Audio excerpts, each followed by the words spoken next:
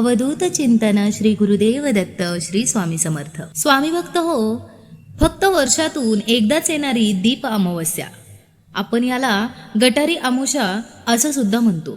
पण या दिवशी अनेक लोक कळत नकळत अशा चुका करतात ज्यामुळे पूजेचे पूर्ण फळ मिळत नाही, अशी श्रद्धा आहे। या दिवशी घरातील प्रत्येक दिव्याची पूजा का केली जाते, मुख्य दरवाजावर दिवा का लावतात, कोणत्या 5 गोष्टी चुकूनही करू नयेत, हे आजच्या या व्हिडिओमध्ये आपण बघणार आहोत। दीप अमावस्येची 2026 ची संपूर्ण माहिती आपण जाणून घेणार आहोत, त्यामुळे हा व्हिडिओ शेवटपर्यंत नक्की पहा, कारण शेवटी मी एक असा उपाय सांगणार आहे ज्यामुळे तुमच्या घरात सुख शांती समृद्धी नांदू शकते। यंदा दीप अमावस्या 12 ऑगस्ट 2026 बुधवार रोजी साजरी केली जाणार आहे। अमावस्या तिथी ही 11 ऑगस्ट रोजी रात्री 1:53 सुरू होईल आणि 12 ऑगस्ट रोजी 11:06 समाप्त होईल। उदय तिथीनुसार 12 ऑगस्ट रोजी दीपपूजन करणे योग्य मानले जाते। आता पाहूया दीप अमावस्या का साजरी केली जाते। दीप म्हणजे प्रकाश आणि प्रकाश म्हणजे ज्ञान, सकारात्मकता आणि ईश्वराची कृपा।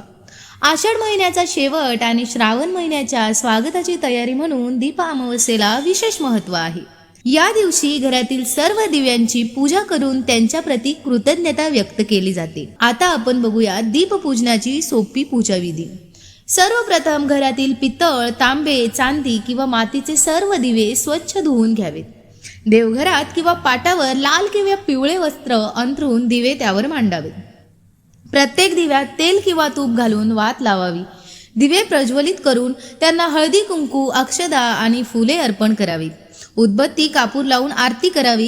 गुळ, खोबरे किंवा इतर सात्विक गोड पदार्थांचा नैवेद्य तुम्ही दाखवू शकता। आता पाहूया दीप अमावस्येला करावे तसे काही पारंपरिक उपाय।